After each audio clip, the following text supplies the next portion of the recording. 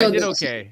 I did okay. No, you killed it. By the way, now we are live, guys. So welcome to Wholesale Hotline number 86. We just went on for about 3 minutes. We apologize, guys. We just hit the live button, and we are excited. We've got Kristina Aguilera here from St. Louis.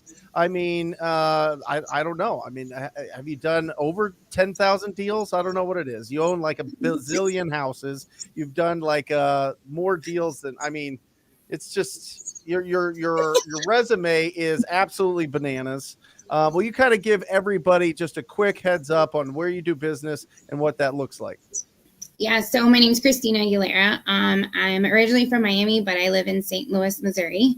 And I wholesale, I fix and flip, and I do rentals here in St. Louis. And how many rentals do you own? 270 something. 270 and some change? Yeah, I mean, we just did closing last week and this week, so I just awesome. What an absolute badass you are, Kristina. I've never owned over 200 rentals before. I think we've had Zach Keeps on the show one point, the only person I know that's had that many rentals, and we consider him one of the goats here in Phoenix. And you know, there's Kristina out there in St. Louis just sleeping, just like we're all sleeping on it. Sanity. We don't even, you know, and truly, you're one of the most prolific female entrepreneurs in this space, because she's been going at it so hard in a predominantly male dominant arena.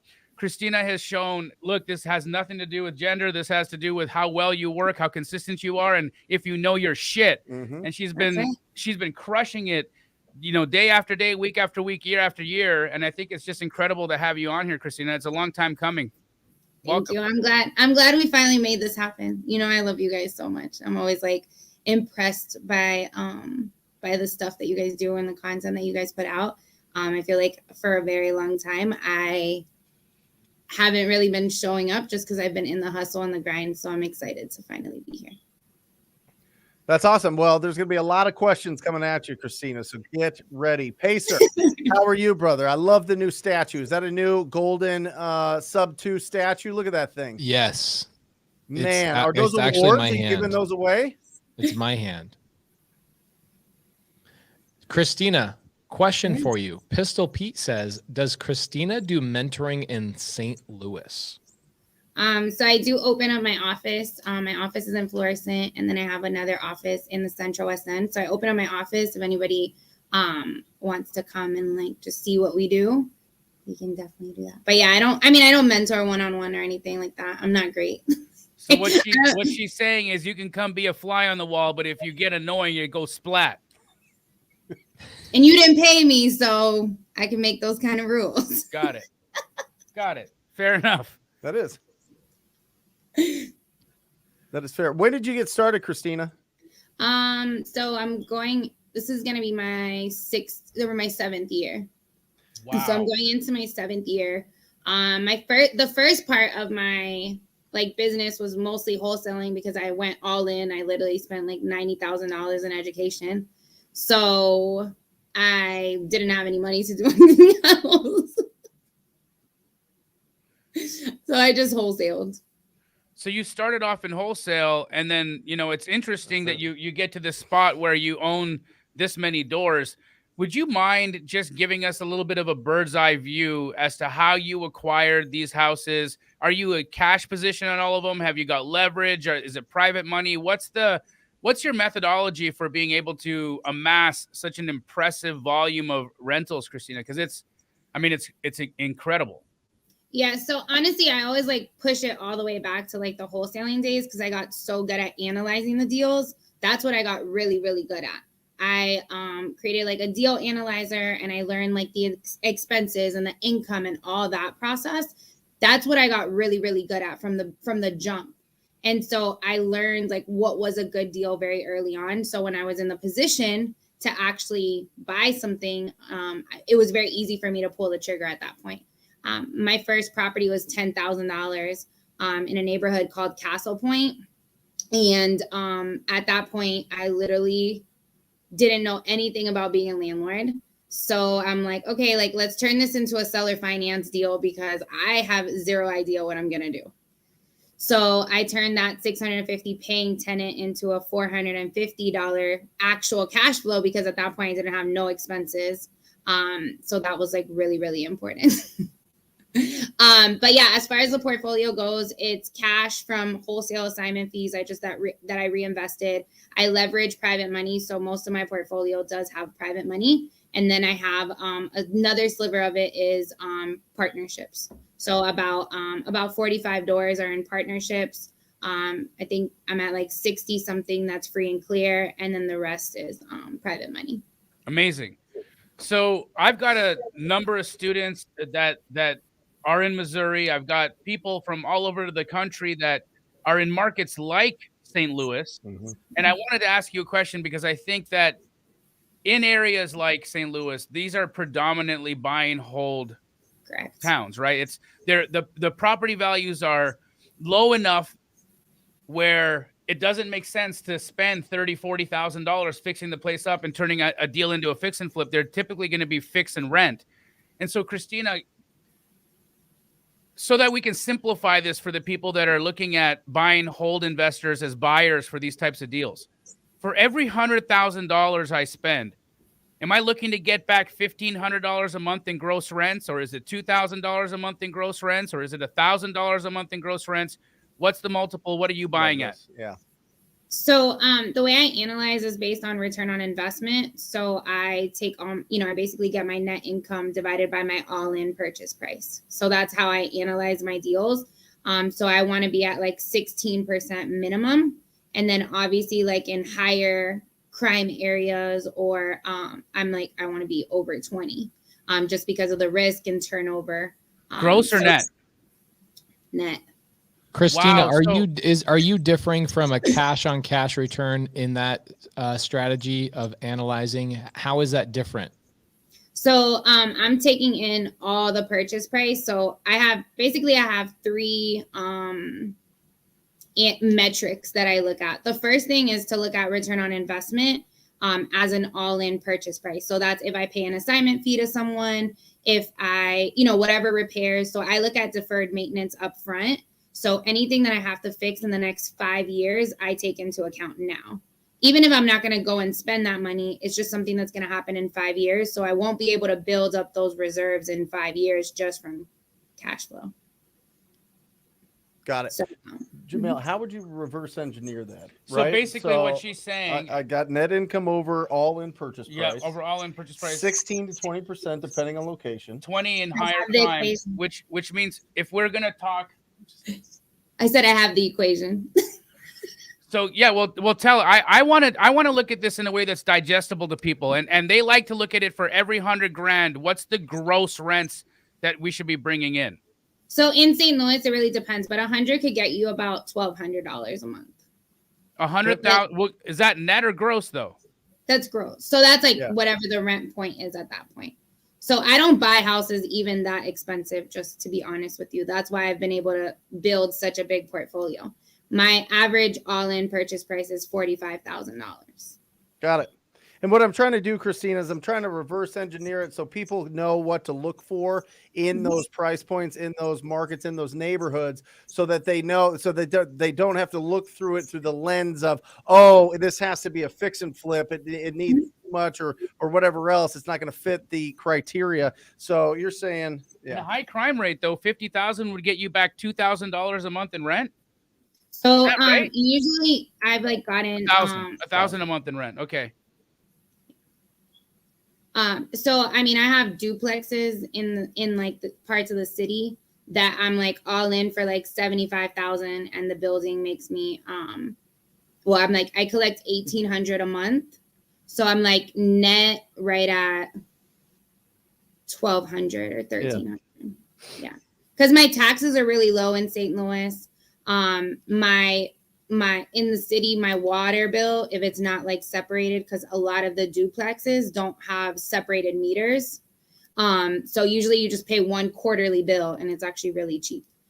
So I mean, here's the thing. I'm not telling anybody to like come into St. Louis and like buy stuff, because there's a lot of areas that you probably shouldn't buy in if you're not educated enough. But these are the kind of markets where you have a lot of opportunity. Awesome. Yeah, great stuff. So, Christina, with respect to being able to get into a market like St. Louis in a creative fashion, right? Because I know there's a ton of sub-2 students that are looking for places where they can go in and get good opportunity, maybe get some seller finance or owner finance deals. Are those types of opportunities available? And should people literally start coming to St. Louis to talk to homeowners to see if they can engineer those kinds of deals? I mean, just like with Pace's strategy, like you can do sub-2 anyway. So the cool thing about St. Louis in general is like we have a big rental opportunity, but I also flip here. I mean, there's $350,000, $500,000 houses. Like it's not just cheap houses. Oh, Bosco's on here. I literally bought a duplex from Bosco for $25,000 that I rent out. Each side makes, I think it's like $7. So total income for the building is $1,300 for that building. Wow. 25K got you 1,300. I mean, I had a lot of deferred maintenance, so I had like $15,000 or $20,000 in rehab on that one. Incredible. Pace? That's a phenomenal return. A phenomenal return. I love that. I mean, $25,000 into the property, $20,000 deferred maintenance. So you were probably all into it after closing costs, $50,000.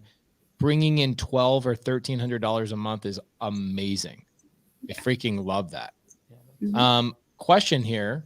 Nicholas Blazil says, question for PB&J. When you're ready for it, what do you think is the most effective approach for using door knocking to find deals? Christina, have you ever done door knocking, or does your team ever do any door knocking?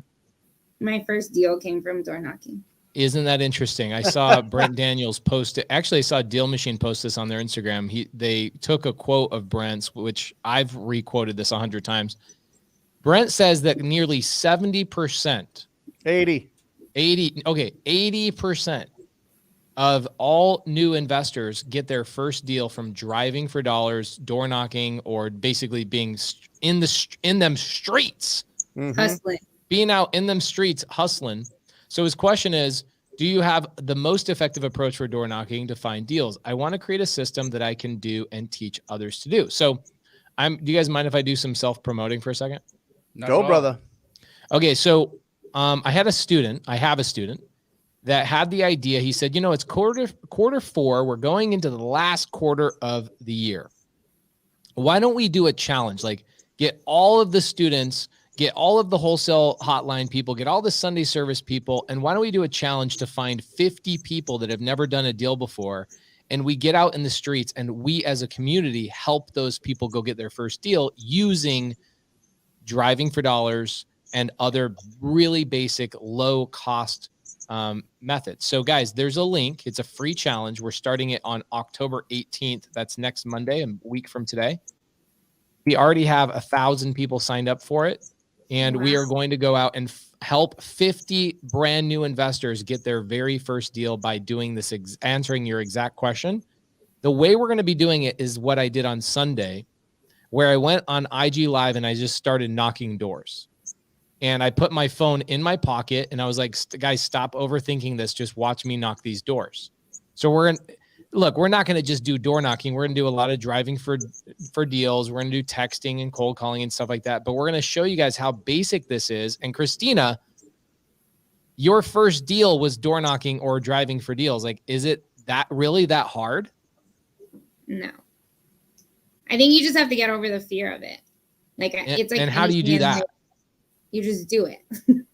Is it better if you go with somebody, like you have a battle buddy, or maybe like doing it during a challenge, or feeling like you're going around with other people hanging out and having fun? I mean, I think that sounds great. How did you do it? I did it by myself, and I was alone. In St. Louis? Yes, I was alone in St. Louis. Guys, Go. No, I want to point out just like what she's saying. First and foremost, I personally would nothing against St. Louis. St. Louis is a beautiful place, but I would have a little bit of fear being outside by myself, knocking doors in St. Louis. But again, you know, if push comes to shove and you have to do it, you do it, right? Here we are. We got Kristina over there. She's all of 5'2". If you guys don't know Kristina, she's a tiny little thing, maybe 100 pounds. Yeah, and she can get out there and knock doors. I weigh more than 100 pounds. If she can get out there and knock doors and be fearless, then I think that just sets the bar. But look at this, Jamil. But I was fearful. Wait. I was actually fearful. Right, but you sucked it. You sucked up your courage. You went out there. You were like, okay, I'm going to do this. There's something inside you, Kristina, that's like, I'm going to make this happen. From that day to this day is 7 years.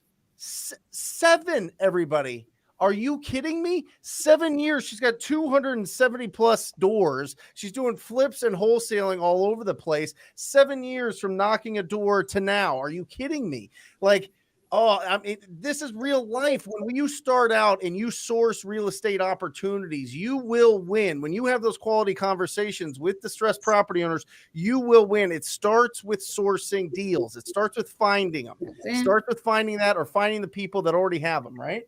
100%. Yeah, and that's where you start out, and as you start building momentum, all of a sudden you have other opportunities. If you're out there knocking doors or calling people are going to like that energy. They're going to want to be around you. You're going to be a magnet. They're going to throw money at you to keep this thing going, keep this fire going. And that's exactly what's happened, right, Kristina? I mean, I assume that at some point somebody caught the eye of whoever, or maybe you just funded it yourself. I don't know. But you started really just going bananas with buying all these properties and flipping.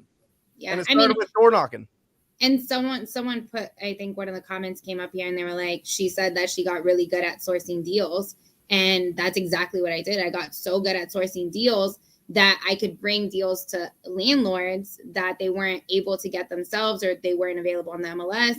And that turned into like the biggest partnerships and the biggest opportunities for me with people that I was just wholesaling to, like my buyers. Your cash buyers. Which became her business partners, right? It's incredible. How many cash buyers? I mean, you know all the cash buyers. Yeah, our lists are crazy. Yeah. But Kristina, I love where we're headed with this, and because it's such an incredible story in a short amount of time, from just a solopreneur out there in the world grinding and hustling, knocking on doors, to today 200 and over 200 doors. Talk to us a little bit about what your operation looks like today. What's your main methods of lead generation? How are you generating your deals now? Are you continuing to wholesale? Are you mainly focusing on passive investments? Let's start with what are you doing for lead gen today? Cold calling. Tell us about that operation. How many people, VAs, what's it look like? So I only have 2 cold callers. They're full-time. And then one of them is calling more. So both of them are generating leads from general, like just wide lists, just like everyone, just opportunities, period. So, and then we do pull some niche lists, mostly evictions. That's been my sweet spot, just because I've, again, gotten really good at what the landlord's problems are and what the landlord needs. And obviously, especially during a period of time like this, I mean, evictions are happening and they're going slow. And so I'm willing to buy stuff that, someone might have not collected rent on, and then just taking over that problem. So I've been buying a lot of like non-paying tenant rentals over the last year. Awesome. And it's 2 cold callers. Are they local? Are they VAs? So they're so my 2 cold callers are from the Philippines. Then I have a follow-up specialist that is in the Philippines. And then I have an acquisitions manager who's virtual. So she's actually physically not here, but she is in America. So and she could very well be in the Philippines as well then, if you really wanted it to be. She's one of my friends. Is it just still you all by yourself in your office then? It's just one, you're just hanging out? I self-manage the rental portfolio. So I use virtual assistants. I use virtual assistants to run the property management company. So I have six employees in that, all virtual assistants, and an executive assistant. But yeah, I mean, as far as the wholesaling goes, and then I have a really big joint venture on the wholesaling side that's generating about 6 to 8 deals a month. Yeah, it's great. She's the richest girl in Babylon. Yeah. I It's wish. incredible. I'm rich in health, in relationships, and all those things. I mean, and also in your business, Christina. Let's not just gloss over, Yeah. guys. What she's Yeah, saying let's not is, water this down. Yeah, All right, yeah. come on, knock it off. All right, there's humble and then there's ridiculous. Okay. Honestly, I love wholesaling. I love wholesaling. I would never stop wholesaling. That's like my favorite thing. How long did it take for you to understand this is a deal? You know what I mean? That's the biggest hurdle that we face when we're starting. Is this a deal or not a deal? And how big of a deal is it? How long did it take? And what did you do? What did you do to practice or understand the comparables? Did you have somebody guiding you? What did that look like? So I'm going to be honest with you. It's the same thing that I did in like my healing journey when I was like getting real spiritual and like figuring out my life and all that stuff. I just went all the way in. Like when I started working with the spiritual guide and stuff, like I literally was doing 3 sessions a week and it was exhausting, but that's what I had to do to break through. Right. And that's exactly what I did in my business. Was I literally was talking to sellers constantly. I was talking to property managers constantly. Like, what does your buyers want? What is it that they're looking for? How are they analyzing deals? And that's what I got really good at. I got really good at asking questions and receiving feedback. I think a lot of times wholesalers now, and I'm very, very careful when I give someone any feedback because everyone's so defensive. Like, okay, first of all, like, I mean, that's fine. You ran your numbers. I get it. But I'm just giving you feedback because I've been doing this for a while. So now I just ask the question a little bit better. And I'm like, are you open to feedback? Because I just don't want anybody to have, a heart attack because I told them that they didn't, it doesn't matter how much the tenant can pay. It matters how much they're paying right now if they're under a lease and it doesn't expire for a year. So you can't really just make Are you open to feedback? It's so funny. It's like come to that you have to like ask for permission to give somebody some really good advice about their property. Yeah, but that's where we're at. People get all sorts of butthurt about that kind of stuff. It really is really, really interesting. Couple of good questions. How do you find an eviction list? So evictions are filed through the court system. So it's just like filing, like getting a probate lead or a divorce lead. So however you would get a probate lead in your county is probably how you would get an eviction list. It's really interesting. Like even with code violations, I think a lot of people overthink this stuff. I bet you guys I could get a code violation list of 5,000 code violations in less than 45 seconds for free, right? Like it's so simple. Is it that simple for you and you're in St. Louis, like getting code violations or eviction lists? Like, is it that simple or do I have to physically go down there to get the data? So for us, we have to manually, I have a virtual assistant that goes in and manually pulls. We do have an online database, but it's actually very, very tedious because it doesn't have the actual owner's name on the case filing, especially if like a property manager filed the case against the tenant or if there's a representative of some sort. So you have to it's like a whole process. But I mean, it's no different than the stuff that I had to do when I was getting a foreclosure list. Like I had to hustle and I had to figure it out. And I was reading the foreclosure paper. I mean, like you just do what you got to do. If you want this, you're going to do it. That's a good point. And it really is that simple. So you get the eviction list. What do you do with it? Do you skip trace it? And then what do you do? So my virtual assistant goes into the court system. They have to manually pull out everything that was filed, right? And look at the cases and then who owns it. And then we skip trace it. And then after we skip trace it, then we call them. But yeah, that's it.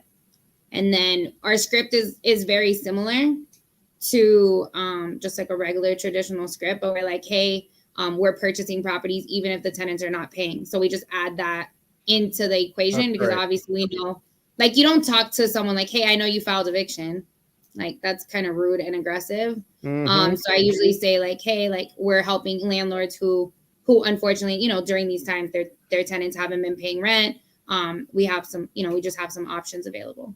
What's the follow-up process, Christina? How many touches do you have typically on a landlord to get to a contract? So it really varies, but I think we're at 8 points of contacts between text messages.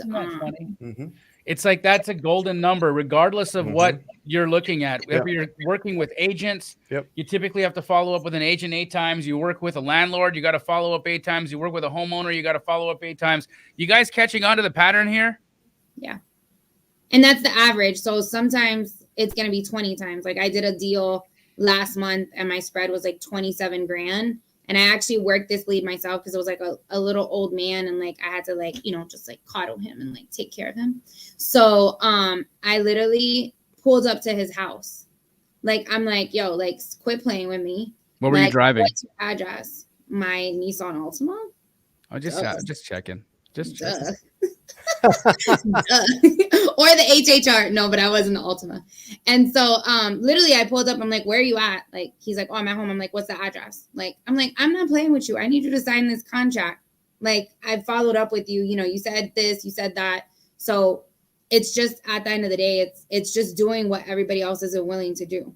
I mean, it's what Pace and what all of you are like preaching. It's everybody's okay with the low hanging fruit, right? Everybody's going to get those deals are always going to come, but it's the additional stuff, the stuff that actually makes the difference. And it's the people that really need you. When you don't show up, that little old man probably would have stayed sitting on that property for longer. All those things, then it's like, if I don't show up, then maybe someone else less qualified will show up and they're not going to help the seller the way I can. But the reality is maybe no one shows up. Right. Christina, what's the benefit of having a real estate license and wholesaling? I don't know, because I don't have a license. No, I'm just kidding. I don't have a license. But I mean, I would assume that if the laws change, you have a license already. Will you guys tell me if you disagree with this assessment?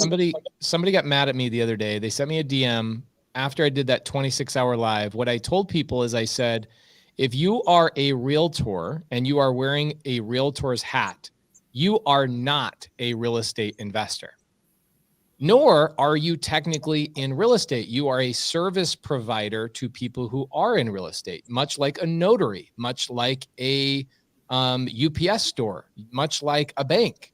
You are providing a service. So when you have your real estate license, I tell people a real estate license is not a great way to make money. A real estate license is a great way to save money. So if you are fixing and flipping and you're listing your own properties or you're going out and finding deals yourself, you can save that commission or even have a seller pay you that commission. Yep. The average real estate agent in the United States makes less than $60,000.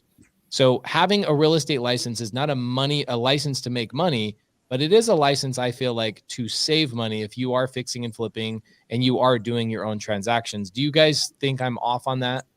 No, I think you're right, Pace. But at the same time, I feel that the way that things are moving right now in the U.S. with respect to licensing and laws changing, couple that with the fact that equitable interest is just such an enigma for a lot of people. They don't know what it really means. They don't know what they're marketing. Are they marketing contracts? Are they marketing the house? In certain states, you can't market a property address at all. You can only market a contract. It's so in different parts of the United States, there's ambiguity.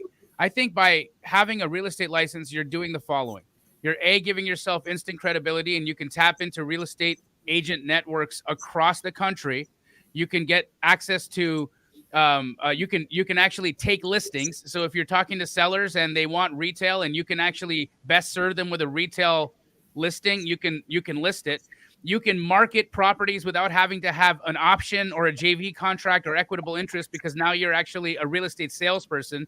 You are a fiduciary, meaning that you know the laws, you know the things, you know the ethics, you know all of the things that you should and shouldn't be doing, so that it enhances the way that people are approaching sellers. So my opinion, and you guys know I've been having this opinion since I got started. We had our entire office licensed. Everybody at Keegley is licensed except for me. And why? It's for all those things I just said. It absolutely legitimizes you. It legitimizes your business, and it gives you instant credibility when you're talking to homeowners. I agree with 100% of that. 100%. If you look on the screen, Crystal Frangos down in Tucson says, literally the only reason I'm going, she's currently, like, she texted me today. She says she's in realtor school. She said so she can stop referring it out. So for a lot of wholesalers, what we do is we'll run into a seller who genuinely should just list their property on the MLS. Like there's no reason they should be selling their house to us, right? And if they should be selling it to a realtor, then why should I not direct that contract or that listing agreement to somebody else, right? So I do really like that. Jamil, I do agree with everything you have to say. The only thing I want people to be very clear about is I see a lot of people, they'll DM me and they'll say, I'm getting into real estate. I'm getting my license. And I'm like, there's a lot easier ways to get into real estate than going and getting your license first. However, there are states that are starting to cramp down on that and kind of forcing you to have your realtor's license before you can even do wholesale. Do we know what states those are? I know Illinois is one. After one wholesale, you got to get a license. What else do we got? I think Illinois is the only one right now. Yeah, I think there's some. Oklahoma. Oklahoma's got some legislation. Kansas got some legislation in the works, but nothing solid. And even in Illinois, you need a license to do one assignment. You can double close up the wazoo. Yeah, it's like I have an attorney in Illinois, and he says, I mean, it's kind of like speeding. Yeah, People don't, you're not supposed to do it, but people do it. Got it. Again, guys, I think it's interesting. Atlanta just passed. I don't know if a law has been passed. I think that there's conversation about a potential law, but what do you know about that? Listen, the National Association of Realtors is like the biggest lobbying group in the country. You can look it up, and they have a lot of money behind them, and they get money if people are licensed, and they really don't like it when people make money that aren't licensed. Right, they got to get their fees. So it's going to happen. I'm just telling you, it's going to happen. Just prepare. Or listen, there's so many other options. There's so many. You can close on these deals. You can get transactional funding. You can get a partner that sees how ambitious you are, that wants to close on all these deals. Buying and flipping properties, that you're not going to need a license to flip properties. They're just saying if you go in and you say that I'm the buyer and you're not the buyer and you turn it over to somebody else, they're going to have a problem with it, and it's going to eventually get sucked up by the NAR. It is. That's just what it is. And they're working with Zillow. There you go. Anyway, so listen, who knows how long it'll take? At this point, your job is to go out there and help the people that aren't helping themselves out there in the community. You're out there to find all those vacant properties that need some love. You're there to help out those tired landlords. You're there to help people that are going through the probate or inheritance process. You're there to help the people that don't know what to do right now. And if the best help that you can give them is to refer them to a real estate agent so that they can put it on the market, do it. And if you have a license, you can get paid to do that. All right. So, I mean, here's the thing. If people want to trade potential equity in their house for speed and convenience, that's always going to be around. We're always going to have opportunities. There's more ugly properties than there are wholesalers. It was interesting. Jared Frankham just made a comment, and he said, guys, getting your real estate license is really, really easy. It only takes a couple of weeks. And I'm like, yeah, that's actually true. Yep. Why do people have such an aversion to it? And I kind of feel like it's like the Romeo and Juliet situation. It's like the Capulets and the Montagues. It's like you have two families fighting for the same thing. Like, guys, we are really on the same team. Both realtors and wholesalers and fix and flippers, we're all on the same team. And when you see the amazing relationship that Jamil has with realtors and how much money he makes in a symbiotic way, it is insane how much money they make.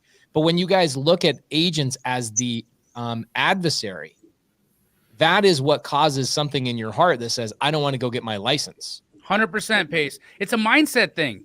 It's a 1000% mindset thing. It's just this idea that I'm going to do something without being watched. I'm going to do something without being regulated. And a part of us, I think it's all people. We want autonomy. We want not to have somebody breathing down our neck, checking everything we do. And the idea also of being a real estate agent means you're going to have a broker. They're going to check your paperwork. You're going to have to submit stuff. You're going to have to pay dues. It's just like being, it's you got to go through the hoops. You got to jump through the hoops. And people don't necessarily want to jump through hoops in their adult lives, right? And so there's resistance to that. But again, folks, you got to stop at red lights. You got to have a driver's license. There's just things in life that require infrastructure and for you to actually just get tested and get licensed. It's okay. but that's neither here nor there. Christina, I want to ask you a question about your daily routine, because I don't feel like a person fires on all those cylinders the way you do, and just wakes up whenever the heck she wants to wake up and does whatever the heck she wants to do all day long. And then, shit just happens and piles up into 200 houses plus, right? So talk about that. What are you doing every single day? Can you walk us through a day in the life? Like, what time do you get out of the bottle? So I'm usually waking up at like 6 o'clock in the morning, and it's like very natural now. I just come out of the bottle really easily at this point. I've just been doing it for a while. No, so I'm not a morning person at all. Like, well, I wasn't before. I was the kind of person where I was like, the reason why I'm an entrepreneur is so that people don't tell me what to do. Exactly what we just talked about with realtors. Like, I didn't want people to tell me what to do. I didn't want anybody, like, anytime anyone said something to me, I'm like, yo, like, I'm an entrepreneur. Like, I'm like, that's the reason why I chose this life. And so I was very resistant to routine for a very, very long time. But when you get to a point where you're running multiple businesses and people need you, at the end of the day, like, that's the only way to make it work. Like, you have to have structure in your day. So I start in the morning. I usually, like, lately I've actually have been in my phone because then I go work out after. But I usually just like check in really quickly with my team, just because some of my girls do start really early. I send the boo a text message, make sure everything's good there. That's the first part. And then after that, just kind of like just run through my day. So usually I already have a preset of meetings and Zoom calls and just everything that I have to do to kind of like get the ball rolling. Meetings as far as like collection meetings, eviction meetings, just anything that needs my final approval. But I mean, throughout the day, my employees are handling most of the things at this point, but all the high level issues do come to me if there's something that needs to be solved or problem solved. How much do you charge your boo rent? You don't live in my house. I mean, in one of your other 200 houses. He doesn't live here. I was just checking. I was like, she's got it going on. Uh-huh. You can't tell Christina nothing, and she's going to charge you rent. Mm-hmm. It's dope. I'm not that mean. No, but I charge everybody rent. If you're taking up space, you're taking up, that's the way it goes. Everybody pays rent around here. The dog even pays rent. But I mean, honestly, I think that one of the biggest things is just like the work that I've done on my mindset that has got me to where I am. Like, I did a lot of work. I went through a divorce as I was building my business, and it really put a lot of things into perspective for me. Obviously, like, I'm an alpha female, so there's that. I'm not very passive. So I had to learn and unlearn and unbecome and become a lot of things through that process. And a lot of it was, getting a relationship coach on like what exactly I wanted or needed in my business relationships, in my personal relationships, so that I could take it to the next level. Rob Robbins says, I'd love to hear more about Christina's healing journey and how important that was for her to get to where she is now. And you just brought up your mindset. I love that you have a relationship coach. That's pretty amazing. Can we talk about that for a couple of minutes? What was that journey like? And tell us about this relationship coach. So basically I have a relationship coach, and her process is more so like really getting into like the nitty gritty. So, I mean, I can talk openly about my healing journey. So, I don't really have necessarily like a ton of trauma or anything that happened to me. But I'm first generation American, and I grew up in a household where my dad, really, really pushed hard work, consistency, showing up, burnout, to be honest. Just like working so hard so that you can have the things that a lot of times like you're just working to live a life. And that's very first generation mindset that comes on, and then having to like take care of everything whenever you do make it. And so all this stuff was like super subconscious. It was so subconscious. And I really had to dig it up, because in my processing, I learned that I was dating men who weren't as ambitious as me. Didn't make as much money as me, didn't take initiative. And it doesn't really have anything to do with money, but obviously that's a part of this entrepreneurship thing, in a sense that I could control them. So we're getting really, really deep here, but that's literally what was happening. And I would have never figured that out if I hadn't done the work and like really understood how I operated in relationships and why I was choosing the way that the things that I was choosing, and the situations that I was putting myself in. But the relationship coach, honestly, I just got really, really focused on what I, as myself, needed in a relationship, but how I wanted to show up. One of the things that I really, really found out in this process was that I needed to feel safe. And I know that sounds really, really crazy, but even you guys should feel safe. And I know all of you feel very safe with your wives, because I know how it comes off in the world. Like you guys can walk around very freely. Like you guys do a lot of things because of your relationships with your wives. Like you, all three of you have very healthy relationships with your wives, and not that is one of the strongest statements you could have ever made. Yep. I tell my wife this all the time, and we've known this. And Christina, I want you to keep talking about it because I'm seeing a lot of really positive comments in here.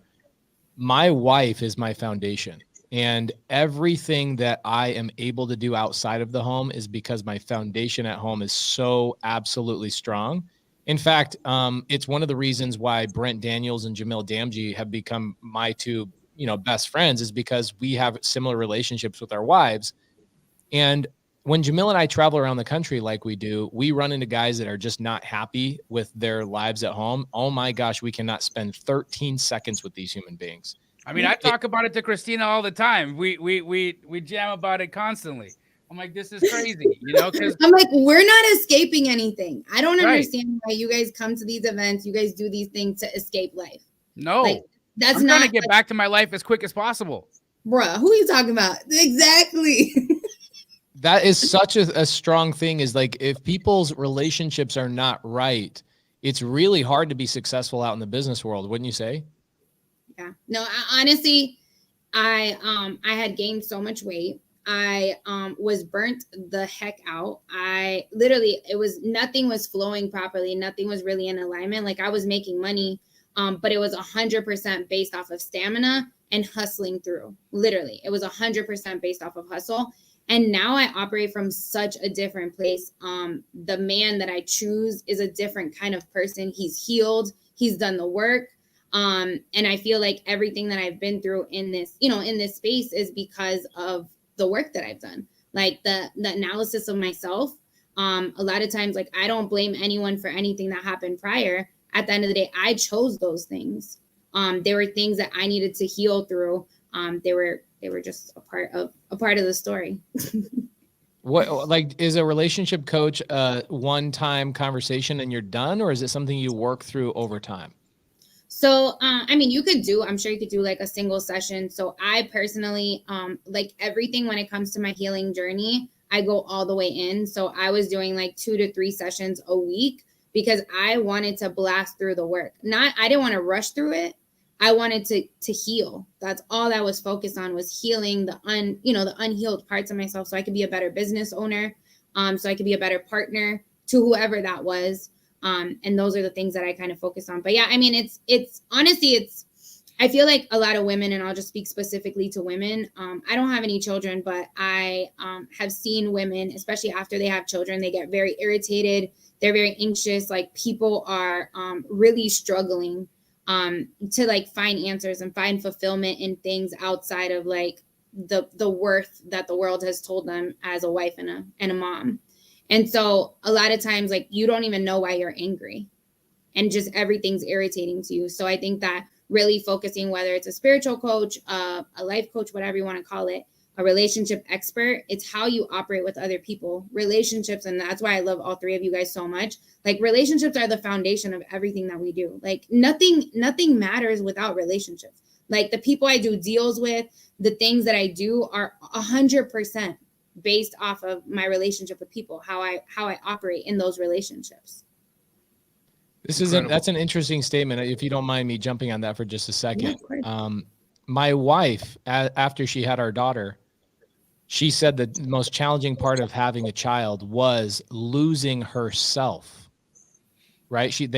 Women have to lose themselves to fully take care of that child. And it is something that a man, in my opinion, will never understand, right? And it is so challenging. I love that you went and you got a coach talking about the relationships you're trying to find and trying to basically find yourself in that spiritual journey that you went on. Are you complete with that spiritual journey? Are you done, or are you still on that? I think that spiritual journeys are constant. I actually just reached out to the sound bowl lady. I was like, Oh, my friend Sammy Pants. yeah. I'm Amazing. like, hey, let's try this. I actually just bought a sound bowl this week, so I think that there's no end to it. Guys, let me just plug her because Sam is incredible. Christina, absolutely worthwhile. I do sessions with Sam. Pace and I have done a session with Sam. I'm going to gift Brent a session with Sam. In fact, my entire mastermind all had a session with Sam. Her Instagram got hacked. And so a lot of folks that were trying to reach out to her haven't been able to. She's got a new Instagram. Are you guys okay if I share it? And why don't all of you guys just go and follow her? This is the kind of person you guys need to be hanging out with or learning from. Her new Instagram is, sorry. I have it. I was literally just messaging her. So it's Sam_E_pants 2.0. Pants. Sammy Pants 2.0. Guys, we're going to put that in the chat. Everybody just go and subscribe to her Instagram. She's dope. What is sound healing? Well, you know, what are we doing here? If you're looking at the universe as a whole, we know that everything is vibration. Okay. That's a fact. That's a scientific fact. What does that mean? That means that the atoms in your body that make up your body are vibrating, either quickly or slowly. And you are vibrating slowly because you have the appearance of solidity. Right. But you're not really solid. Nope. That's a scientific fact. Yeah. So sound healing is using sound vibration to hit different energy centers in our bodies to unleash or unstick stuck energy. Love it. And actually, when energy gets stuck in your body, that manifests as pain, or it can manifest as anxiety, or it can manifest as depression. And so giving yourself an opportunity to cleanse that is very healing, very refreshing. Is it also like meditation? 100%. You go into a deep state of meditation. In fact, when I do a session with Sam, 45 minutes feels like 4 seconds. In that, is it just release, or is it also put in good stuff? All the good stuff. Brother, I can finish a session and I'll be in tears. I'll be in tears and I won't even know why, but I'm feeling blissful. I feel beautiful. I feel great. And I walk out glowing. You know, and this is just sound. Not a word is spoken the entire meditation. Yeah. It's incredible. Wow. Awesome. Yeah, I mean, honestly, just any kind of like form healing. Sometimes it is like talking, but just like spiritual, like anything that's outside of your body and doesn't necessarily make sense and we can't put words to it. That's where I want to live. Blissful state. That's the chase. Like we're here, but it's all about being in alignment and being in bliss. Love that. Well, I think it gives us opportunity to have better, deeper relationships. I think it gives us the opportunity to be open to hearing what the other person in a relationship is actually saying and feeling, or even having an intuition if they're not saying or act. You know what I mean? Maybe there's something off a little bit there, and there's ability to communicate there because you are like all the noise in your head is kind of shut down, and you can have better relationships. Listen, we're all going to die. We're all going to be skeletons. What's left? Is it the money? Well, sure. But who's it going to? It's the relationships. 100%. It's the relationships. I'm telling you. It's incredible. Yeah. I mean, I think another thing that it's also made me like a 100% better salesperson because I can like stop and listen. I feel like as salespeople, a lot of time, like we're trying to project and well, it's not we're trying to project. We project our own insecurities, our own BS. At the end of the day, that's what you're doing is you're bringing your stuff into someone else's space. And another thing too is obviously we're dealing with a lot of sellers who are going through a lot of different things. So you need to know how to emotionally regulate too. Like you can't take on people's problems. Obviously you can help them through their problems, but you shouldn't be taking them home with you. And that can be a very toxic environment at the end of the day. So but yeah, I mean, I think like today I went on a seller appointment and it actually worked out to be like the best thing ever. And I didn't get to walk the house because the sister's actually a crackhead and she's trying to sell the house from the brother. And the brother didn't know that we were coming today, but it came out to be such an amazing like conversation. They just had their daughter was killed by her ex-husband, which is like super morbid. It's terrible because people don't go on healing journeys and they have trauma and they don't address the things that are traumatic for them. And so anyway, so now, you know, they're raising these grandkids. And have you ever heard of wholesaling pallets? They wholesale pallets. Yeah. Like wood pallets?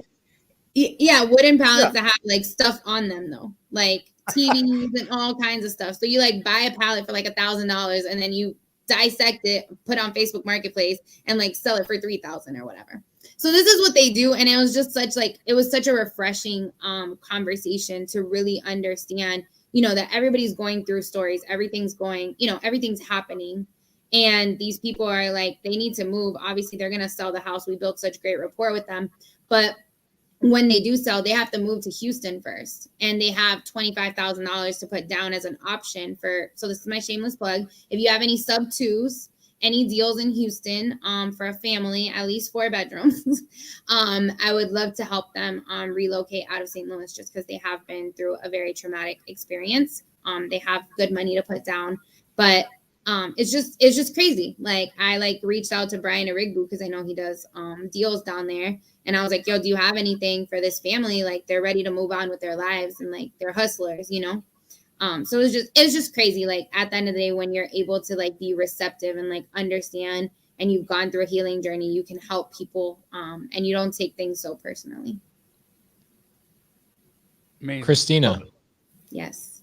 I would love to have you talk to my Houston students. We have a massive Houston community of sub-2 and Astro students, and we can find you a sub-2 deal in a day, maybe not even a day. Perfect. So there are so many opportunities there. I'd love to chat with you. A couple of things I loved is on Sunday, I did a 26-hour live. Because you're a robot. During that 26-hour live, about halfway through, I called sellers for 6 hours straight, just 15-minute conversations every, 15 minutes. And the first conversation, I had to take out I have a little pen, and I write notes to myself on my little whiteboard desk. And the first thing that I wrote to myself on that first call was slow down. Slow down. Right. And I've been doing this a long time. Christina, you've been doing this a long time. Brent, you've been doing this a long time. Jamil, you've been doing this a long time. Going back to like slowing down and the healing and sound bowl and frequency and all of that kind of stuff and everything, Christina, you just talked about with not actually bringing things into the seller's universe, right? Not like bringing your projections into their universe. A lot of times when we're trying to talk too fast or tell the seller something, man, we're bringing things into that room that don't exist, right? So slow down, listen 10 times more than you speak. And Christina, it's such a great reminder. A lot of people are like, I need to be a closer. The first step of being a great closer is being an amazing listener. Wouldn't you agree? Yeah. It's honestly, I feel like you use words obviously to communicate, but I think that, to be honest, I feel like being a healer is more important even in sales. Like if someone feels comfortable with you and they understand that you have their best interest at heart, selling is, I went on an appointment. So just like you, Pace, I go on appointments. I love going on appointments. They're my favorite thing. I love sellers. I love helping people. So I go on appointments still. And I went on an appointment on Saturday and I'm like, yo, I walked in. And I tell him, I'm like, yo, this is not bad at all. Like everything you told me is right. Like we good. I'm like, what did I tell you? If this, it's like a little shift. Cause I was like, I can probably give you 78, but I really have to make sure I can save the carpet and I can save certain things. And then I can, if not, I'm going to probably be like at 75. And he was like, okay, well just come. And I even said it out loud to him. I'm like, it's funny because like when you're an investor, sometimes you think I have to point out all the bad stuff in this house. Like I have to bring attention to things. And really, if you are more in alliance with the seller, that's really where the magic happens. Like we're sitting on the same side of the table. We're not across from each other. So that's one of my biggest like negotiating tactics is I never am across from someone. I always try to get next to them. So that it's not like I'm talking at them, I'm talking with them. Yep. I think someone said something about like, I would love to hear Kristina call someone. I mean, Kristina, you and I should do a calling seller live where we just go back and forth and we hang out and just have a blast. Honestly, I love calling sellers. Me too. I love it. So here's something that happened the other night, Tuesday night. I had one of my students come into my Tuesday Q&A. And I usually do like 6 or 7 Zooms a week with my students, myself, and then my team does another 15 or so. But on Tuesdays, I'll call sellers for them. And one of my students came in and he is sitting there asking me questions. And I'm like, this isn't adding up. Like, this is not adding up. You know what? I don't think you've asked the question. I don't think you've asked the seller enough questions. Let me just call them. And the student's like, well, dude, it's like 9:30, on the East Coast. I'm like, so what? Let's call them. Let's have a conversation. So we get on the phone, and through a series of 3 or 4 questions and me just listening, or at least what I felt like I was listening to, I gathered way more information than my student was able to gather, right? Because I was asking questions, listening, asking questions, listening. And I always tell people the sign of an amazing call for me is at the end of the call, the seller is like, what was your name again? Because I made it so not about me. It was all about them, right? And all about their situation. So that's how I felt the call was going. Yep. And I get off the call. I then go to my student on the Zoom and I say, man, that was an amazing call. Thank you so much for bringing that value. Do you see how these 10 questions really opened up her story? Here's what I think the solution is. And I started lining out what the solution is. And then the seller calls me back 5 minutes later. And she says, I don't think you asked this, this, and this. And I'm like, whoa, the seller like pointed out all my imperfections on the seller call. And it was another 30 minutes of me gathering more information. And without that last 30 minutes, everything else would have been a waste. And I went back and watched that call again today. And I found myself in the first version or the first call, I started telling the seller what I think the solution was, rather than continually asking questions and leading them to where ultimately we could both win. And I was like, oh my gosh, what a great reminder. We have to like fight our natural tendency to make this about us all the freaking time. Yep. And a great closer is somebody who can listen more and ask better questions. And Kristina, I would love to freaking do a collaboration with you where we have people just set up calls and we almost have a competition of who can listen better. You know what I'm saying? Like, forget about closing more because inevitably you're going to close, but I want to see who's the best freaking listener with the best freaking questions. Yeah. I mean, and that's what it comes down to a lot. I feel like a lot of times that's what I was seeing, like, as far as like we bring things onto the seller. And so we're thinking for them. That's one of the biggest problems that happen is that we assume for them, we think for them, and then they're not able to think for themselves. Right. So we're putting into the situation, into the aura that we want this done. When in reality, like if they just tell us or we lead them, into the things that are best for them or guide them and like, hey, these are the opportunities for you. But I mean, what do you think is best for you? But I think a lot of it is like presenting that and listening to the actual pain points. A lot of times I think so many people teach like, okay, listen for motivation. Okay, first of all, you need to find motivation. Like most people are just not going to like blurt out problems. Brent, what does that mean? Find motivation. Listen, if you got to ask them, why do you want to sell this? You haven't done your job right. You haven't connected. You're just trying. You have assignment fee breath. You know what I mean? Like you're just coming at it like, hey, let me get all the goodies out of you. First, you got to, listen. It just depends. Typically, you didn't foreplay at all. What's that? I said you didn't foreplay at all. No, yeah. I mean, like for real. Like you, Kristina, what's foreplay? That's the reason why we you warm her up. You know what you do before you make babies. I'm Mormon. We don't know anything about that. He's like, yo, we got 9 minutes. You had a baby appointment. Yeah, he's not pre-qualified. That's for sure.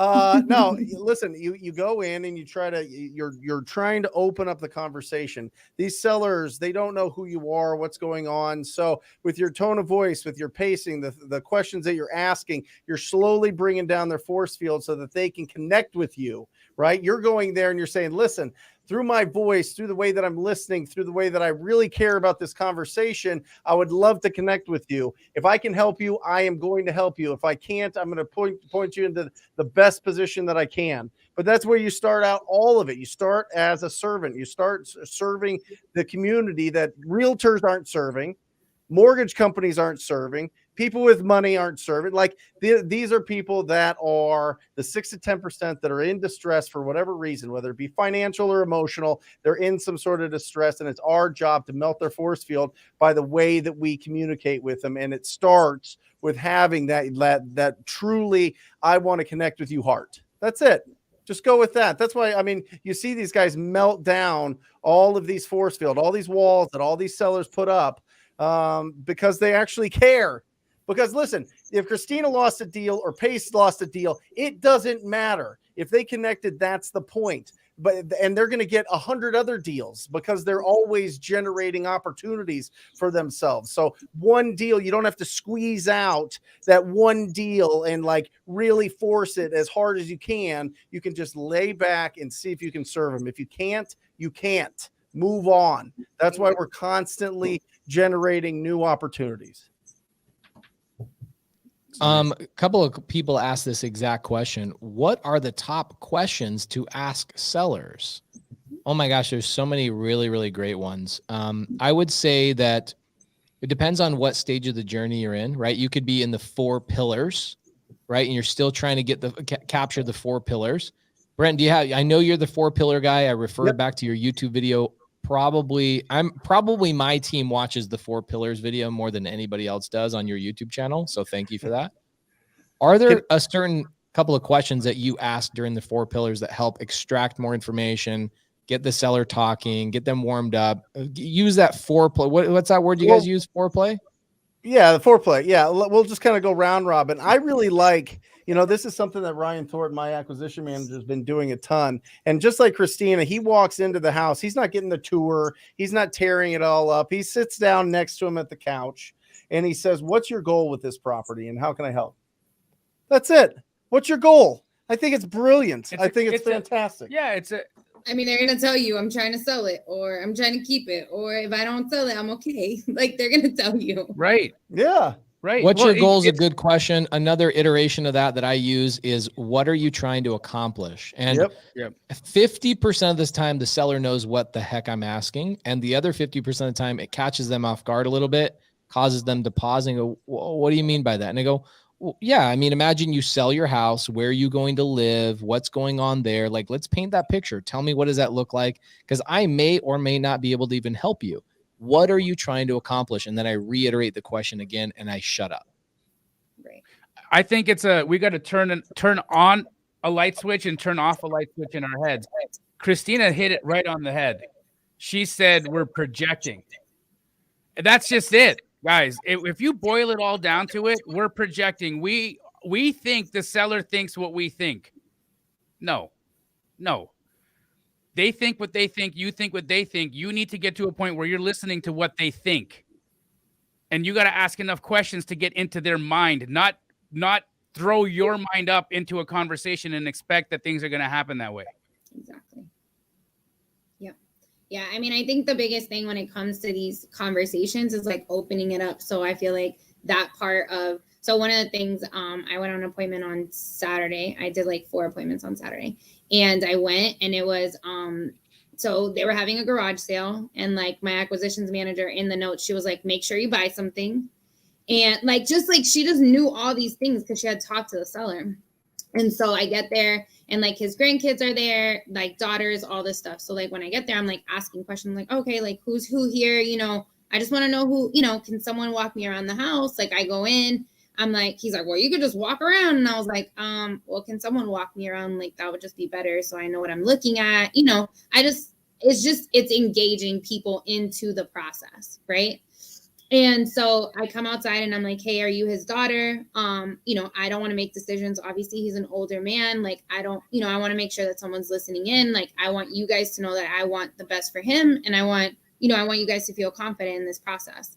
And so we go through the whole thing, and he starts bringing up all these people. So he had already talked to like an agent and all this stuff. And like an agent had told him that they could list for 160,000, but they had to like clean out the house and like do all this stuff. And I'm like, bro, like my offer is like 115. Like, like we're a little far off here. So, you know, I want to just understand kind of, I asked them, I was like, where is he going? Like, you know, if you guys sell the house, where is he going? Like, if these things happen, you know, what's next? Okay, what about the uncle that's living in the basement? Like, what happens with him? Okay, so you guys don't need any help with that. And it's all of that, you know, it's all that communication. It's all that conversation. That's how you build rapport, because they're going to tell you things that you didn't ask. You didn't ask a leading question for it, but it's going to spiral, and it's going to give, you know, it's going to give you that information that you actually need in order to help them make that decision. You know, it's an interesting thing. Somebody asked me the other day, what is wholesaling? And I said, it's the practice of being a better adult than other people. And what do I mean by that? I meant there's a lot of people, it's kind of crazy, but think about it. A lot of these people get into situations, right? People living in the basement, this meth person selling their husband's house out from underneath them. These people are making bad decisions, or they don't know how to be an adult quite yet, right? They're going through their own trauma. They're going through situations. And so your goal as a wholesaler or as a real estate investor is I need to be the bigger adult here. I need to have all the pieces of the puzzle. I need to assemble this. And my job is just to be the better adult. And you need to understand what's going on with everybody inside of that house. You need to understand their story, and you need to care so much that you can envision where these people are going to be sleeping after the transaction is done. If you don't think about that stuff, you're going to lose this game. If you're not trying to help people truly to that level, you will lose this game. Yeah, if you try to go in and just get the contract signed, get the paperwork, the agreement going, and open up escrow and then forget about it, that thing's going to fall apart. It's going to fall apart. It's going to always fall apart. They might just be, you know, nice, sweet people that want to just do something and get, you know, the ball rolling. But unless you're solving all of those other problems, all those little challenges and hurdles in there, you've got it all lined up and you're helping out, it's just not going to work. It's going to fall out. And that's what people. Christina, I've got a question for you. Do you ever feel like you go on appointments and you, like, in the first 5 minutes, you're like, there's literally nothing I'm going to be able to do to help this person? Not because their situation's so bad, but because they just literally don't have any pain and they're just kicking tires. You ever run into that? And like, you know, from experience that there's nothing you can bring to the table of value to that seller. So usually, I mean, I feel like, I'm just going to be honest. Like, I feel like I can always bring value to someone, whether it's like getting a tenant in place for them or whatever, you know, like connecting them with an eviction attorney, like just any, even if it's like something down the line, I feel like I always bring value to spaces, but sometimes people do have like their guard up and they're just not motivated. Or even if they have their guard down, they're just like, bro, if you don't give me 160,000, like I'm going to be honest with you. I'm not going to that. Like, I'm just not going to that extent. Like, I'm going to tell them like, hey, this is what I can do, but I'm there to build rapport. I'm not there to close the deal. Right. Like, That's a great line. I'm there to build rapport, not to close the deal. Yeah. I mean, if they're not motivated right now, I'm just trying to make an impression at this point. And, you know, the fact that she always knows that she has something of value to offer, regardless of whether or not a deal gets done. You guys watch what Pace was doing in the last few days. He was going around knocking on doors with a landscaping team. Okay. And I wasn't with him, but I saw that he was doing this. Yeah. This guy went around town knocking on doors with a landscaping team, and he found out from the homeowner if they were just in distress or they just needed some help with their damn landscaping. And if they did, he had the team go out there and take care of the lawn. How'd you approach that conversation, Pace? I did it on IG Live. I said, your house looks like shit. Just kidding. I didn't say that. I did on IG Live. I basically just had this thought because I get so many people are like, how do I get into real estate? How do I get into real estate? I'm like, you know what? I can always tell you how to get into real estate, or I can just show you. So I go on IG Live and I put my phone in my shirt pocket and I go around the neighborhood and I start knocking on doors that look like they had overgrown weeds. And I had my landscape crew down the road, and I said, look, instead of me thinking about, I'm going to close a deal today, I'm going to think about who can I serve? And I want to have the attitude of servitude. If I have the attitude of servitude and I understand that this business is, I've never bought a house, and Christina, Jamil, Brent, you guys will attest to this. I have never bought a house at a deep discount without helping somebody. Never once have I ever done that. Every time. Yep. And so if you have the attitude of servitude and you're there to serve people, you will find people that you can serve. And if you find people that you can serve, you will find discounted properties. So forget about the properties, forget about any of that stuff, forget about yourself. And so what I told people, I go, watch me do this. I'm going to find somebody to serve right now. And I just went out and I found a family that he had lost his job during the pandemic, and his lawnmower broke, and it was a horrible situation. It's a long story I don't need to go into. And so I just had my crew come 5 houses down. They were working on one of my sub 2 rentals, and I had them come down, and we spent 4 hours cleaning up their yard, and then we did the across the street neighbor's yard. Then today I hired a full-time person that all I want them to do is go find more of those people to serve, because I will find deals in the process, right? Yeah. That's the process of driving for deals. I'm looking for people that have signs of distress, and that's also a sign I need help. And so I told that person when they go, what's my job? I go, your job is to find people that we can help. I didn't talk to them about driving for deals. I didn't talk to them about any of that stuff. I just said, we need to find people to help, and you need to set appointments for our team to go talk to these people to help them. That was the entire training. That was it. And honestly, incredible. I feel like we get so caught up in all the logistics and all the stuff. Literally, we get so caught up in everything. My dog's trying to get my attention. Literally, we get so caught up in all that stuff. And if you can literally be like, hey, I'm going to serve, that's all that matters. Yeah. And it's tough to serve if you don't like talking to people.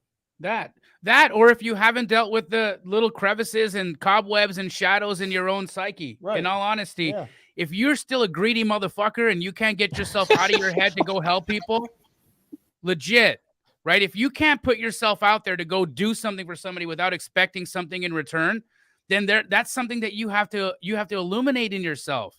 You have to see that. You gotta see it, observe it, understand what it is, and then heal it. Mm-hmm. Yep.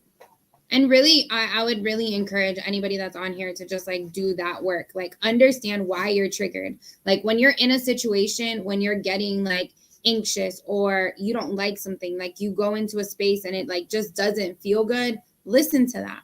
Like understand that those aren't the spaces or the people that you need to be around. They're not good for you. If they make you feel like that, they're not good for you. That's your intuition talking to you. And so if you're in a situation, at the end of the day, that's how the seller could feel sometimes. Right? That you need to be calming for the seller. Like the seller needs to trust you. Does everybody else agree with Dan Quijano out of Albuquerque, New Mexico? He says Ghetto Jamil is my favorite. It's the best. It's the best. Oh man. Oh my gosh, that's so Jamil, you're the best. You're the freaking best. You know, last thing I'll say about that thing that I did on Saturday or Sunday, I had a lot of people. I went back through like the comments on that IG live I did.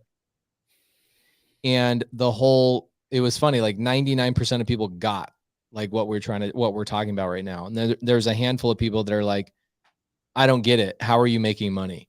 I don't get it. How are you making money? Right. And it's tough, like coming from a position, like let's remind ourselves before we ever did a deal. It's hard to have that mindset when you haven't done a deal yet, right? It's hard to break away from that. And it's easy for us to say this now, like years later, and we've done thousands and thousands of deals and made millions of dollars. And Christina has 270 doors that she's renting out. Like it's easy for us to say like, guys, it's not about the money. But I promise you, if I could go back and tell myself one thing to amplify and focus on, it would be exactly what we've been talking about the last 10 minutes. Have an attitude of servitude. You know, and Pace isn't going to say this, but I'm going to say it on his behalf. When Pace first started getting in to wholesaling and he was networking with folks and he reached out, you know, our relationship was very one-sided for some time. it would be Pace calling me being like, hey, meet this person. Hey, meet this person. Hey, meet this person. Hey, meet this person. He continuously came to me with people that I should know, that I should be doing business with, that I wasn't already working with, without even once thinking about, hey, what do I get in return? Where's my cut? Oh, he's still like that. But I mean, it's just, and this is, and the reason I bring it up, Pace, is because you're talking about, you're in your situation right now, but you were in that situation back then when you had just been busted for $1 million. When I was about to say that. Like, honestly, I've been like this the entire time, and I think that's why 7 years has been so short for me. Like, I think that's the difference between me and other people that started 7 years ago, was that everything, like I just said, I'm bringing value at all times. I figured out how I could add value. Like, I know at the end of the day I don't know what it is, but it's something, and I'll go find it. And that happened as a result of me networking. It happened as a result of me literally getting into like a chamber of commerce. It was a result of so many things, because at the end of the day, I just needed to show up for people, period. Yep. I was broke. I didn't have the money. I was just starting, all that stuff. I was door knocking. I had just been laid off of my job. So who more than someone who's $1 million, someone just got you for that, and this person who's on unemployment, basically, right? Like, talk about back against the wall. Christina, do you feel like you thrive on emotional income to some degree? Oh, facts. Like, you wake up in the morning, you're like, you would take like a thank you over a check any day. Especially if it's like an impactful thank you. Like a thank you that gives someone else's checks. Like, if I can change someone's entire life, it could be from like me just sharing my story and someone hearing like, yo, I need to go to therapy really quick, so I can get my life together, or someone being like, yo, I know it's possible for me. That's enough for me on that space. Now, I obviously run a successful wholesaling company, a successful rental portfolio, a successful all these things. But even at times when that wasn't the case, a thank you and impact has always driven. Like, I have LLCs, literally, Grip. One of my companies is called Grit. Another one's called Impact. Like, those are the things that drive me. Freaking love that. My gosh. A lot of people are loving this episode today. Actually, one of my students, Rob Robbins. He's so sweet. Oh, he's so amazing. You see him in here. He's a sweetheart. He said that this was one of the best episodes ever, and he's watched basically all. What are we on, episode 86 now? Thank you. He said it was his favorite episode so far out of all 86 of our episodes. That's insane. Christina, that's saying a lot. Thanks. I appreciate it. And then going back to that gentleman, I can't remember his name, but he sold you the duplex for $25,000. Bosco. Oh, actually, this is a really, really funny story. So that seller that I went to go see, the older man. So the older man's, his wife passed away like 2 months ago, right? So Bosco was actually talking to the wife before she passed away. Before she passed away, the wife told the husband, she said, when you sell this house, call Bosco.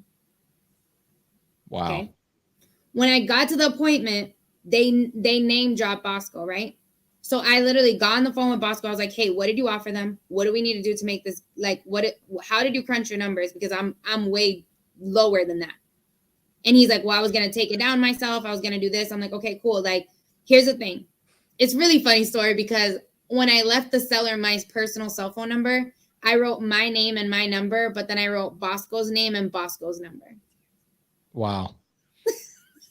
And I'm like, this is such a Pace and Jamil move. So good. That's so good. I told the family, I was like, I don't care who you call. Just call one of us. Like, we're going to help you, but just call one of us. I love that. That is absolutely the way to do it, because you guys are in the same city, right? You're obviously going to run into Bosco multiple times. And that's the thing, like, I don't understand about how people are short-sighted in building relationships in their own town. You, like, talking about impact, think about all the people that you have bought deals from, that you, like, because of the assignment fee they got from a deal that you bought from them, they were able to pay their rent that month, or they were able to quit their job, or they were able to, like, buy their wife a new car, or whatever it is. Like, you are absolutely impacting your local geographical area and sending like domino effects all over the country. It's insane what you're doing. Then on top of that, she opens her office up and she just says, come on in and watch how we work. I mean, you know, that in itself, especially there's no end there for her. There's no end game, right? She's not a mentor. She's not coaching. She's not doing anything, guys. She's there literally saying, come see how we run it, and then go off and do what you're going to do and ask me questions while you're here watching. I mean, that's incredible. You're going to see Kristina like this all day.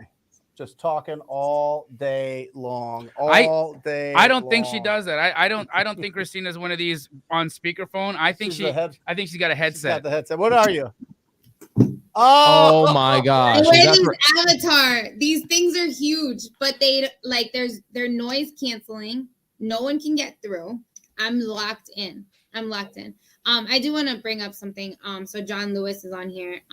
And I know I paid him his first assignment fee. He brought me an amazing rental property. But just to see where he is now, they're flipping, they're putting out content for people to invest in St. Louis. It's just a testimony of like what showing up period looks like, right? It's a testimony of like the trickle effect of when you show up period, like it allows other people to live in their purpose and their, you know, their mission and their work that they get to do. Love Kristina, definitely puts on for the city, paid me my first assignment fee and gives away so much game. Let's ring it for John Lewis. Come on.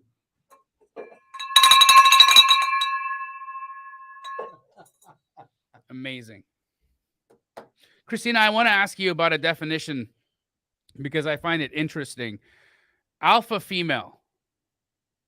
My sister, I feel, fits the description. My wife probably fits the description as well. Talk about that because, you know, it's interesting when you're a powerful woman and you have a voice and you say the things you're going to say and you don't give two shits about what some dude's going to think about it. You can get put into boxes, right? People will say, oh, that person's this, that person's that. Talk about that journey of what it means to stand in that power. And do you get flack for it? Do you have people, you know, say she's a B or, you know, what is that? What's the effects of that? And how can women that are watching this today empower themselves to fit that description? Because I feel every one of them does. Yeah. So, all right. So here's the thing about the alpha female term is that a lot of times like the alpha female has masculine energy. Like her masculine is a little bit higher, well, a lot higher than her feminine energy. Okay.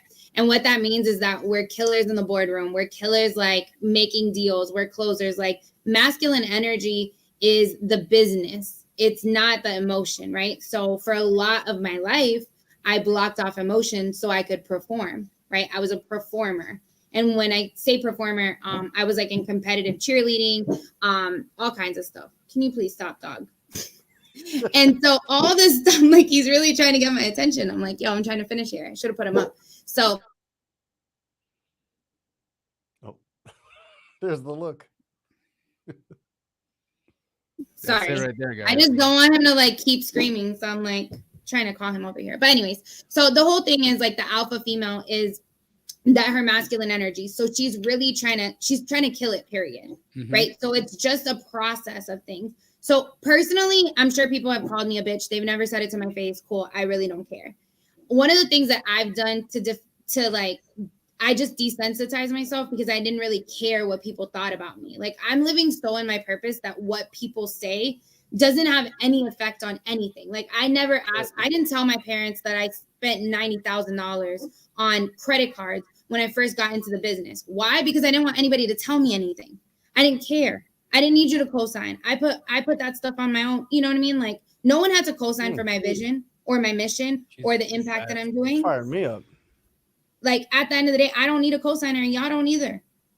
So when it comes to alpha female thing, I think it's not really a glorified term. I don't think. But at the end of the day, like I am just who I am. And a part of it was that I really did need to really reel into emotion. Like I needed to be a little bit more emotional because I had blocked that off for so long. But it's not it's just who you are at your core. It's that you care, but that you also get shit done, and you're effective when you get shit done. Incredible. Really Love it. Thank you for sharing that with us. And there's so many people fired up in the chat right now. I love that line. I don't need a cosign. Woo, that made like all and the not because of money. Not because of money, because if you need a cosigner for money, cool. But you don't need a cosigner for your vision or for anything else. If you're in a season where you're at the bottom, you're in the gutter right now. If you need a cosigner, that's fine. That's not what I'm talking about. I'm talking about a cosigner for the vision that you have for your life. No one has to believe in you. You need to believe in yourself. That's right. Yep. That's it. And that's what's beautiful about this business. You could go and knock on a door and get a deal, and 7 years later, you have 270 of them. You're the baddest. You're the baddest. We're like, dude, she's one of the baddest guests we've had on Wholesale Hotline. Oh yeah. Other than Zach Keeps, I don't know another that has accumulated the portfolio Christina has accumulated. That's doing all of this with a virtual team that still had time to go on 4 appointments last week, and still loves it. People are like, why haven't we seen her? Because she's out working. That's why. You guys saw her today. Christina, what's your IG? It's just Kristina Aguilera _. That's it. Let's get that in the comments, guys. Everybody give Christina a follow. And take a picture. Share it. Share it. Give her some love. Incredible. 7 years. Thank you, guys. That's what I say. If you grind 7 years, you're going to be set up. I'm telling every time. I'm telling you, if you stay consistent, you stay focused. Not only that, but then That's what it comes down to. Yeah, and you went through a divorce. You went through working on yourself. You went through all these things, and also still staying an alpha female, doing the business, building this thing up, keeping your vision alive. You know what you're doing out there. You know what I mean? Keeping that confidence, even going through all that. I mean, it's just incredible. Yeah. You guys, Go ahead, Christina. No. I was just gonna say, I think that once you like do the work and you really understand like why you're doing anything, and like, so a lot of times like everybody, you hear that, like everybody's like, oh, find your why, and then everybody's like, it's my family is my why. Okay, first of all, your kids are gonna grow up and they're gonna leave. Yep. And your wife needs to pursue her own passions as well. Okay. So let's really figure out what it is. And like for, Paige, Janelle, like all of us, it's very similar. It's like to impact people that can never pay us back. Like at the core of everything, like I don't need you to write me a check at the end of the day. Like just listen, you can make so much money off of the free content that we put out here. Like so much money, literally so much money off of this.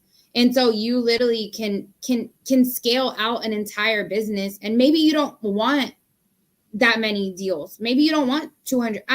Honestly, I question my sanity a lot of times why I even bought 200 houses plus. And I'm sure eventually I'll sell them all. But the reality is if you get to the core of everything, you need to figure out what sets your soul on fire. Like truly, genuinely sets your soul on fire that you would do for free if you weren't broke. Don't think about what you would do for, like if you're not even going to be able to think in that mind space, but something that when you're in that environment, you're just so happy. Christina, could I ask you if you'd be interested in doing something? Yeah. So you mentioned you're on the healing journey. You're constantly doing it. I want to gift everybody that's interested in a sound healing with Christina. What I'm going to do is I'm going to pay for it. Guys, send Sammy DM right now, right? Wholesale Hotline. Send her a DM, Wholesale Hotline. Christina, I want you there in that virtual sound bath, and I want you to have a healing session with everybody, men and women that want to be a part of that view tonight, that felt inspired from that journey. It's on me. I'll take care of that, but that's just a gift from us to you guys. That's gonna be so dope. I literally messaged her today, and I was like, "Yep, I'm Jamil's and Pace's friend. We're like the same person. But I was just thinking, maybe I'll just do some sound bowls." I love that. That's so great. Can we put her IG up in the comments? Yeah, I did that, and then I also shared her screen on this. I shared her Instagram. No, she's talking about Sammy. Oh, you want Sammy up on the screen? Yeah, so that we're gonna do a sound healing for all the folks that watched and are inspired to do that. No problem. Let me pull that up. It's the 2.0 one, Pace. The first one, sneaky. Got it. Yep. Sam_E_pants 2.0. Awesome. Got it. I found Take it. us home.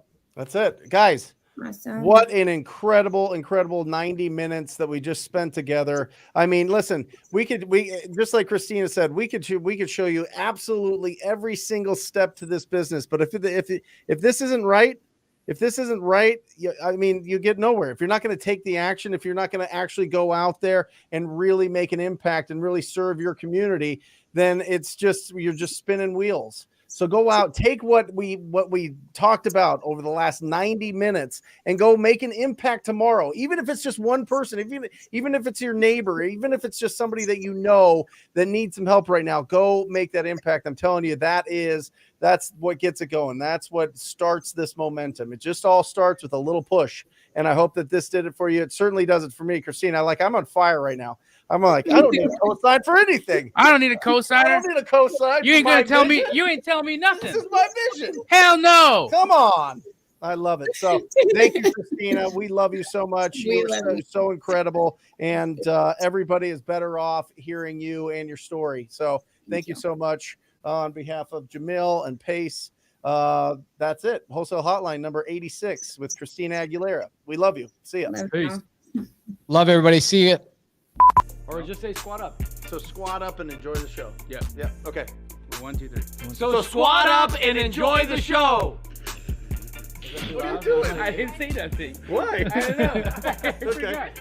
So squat up and enjoy the show. Cool.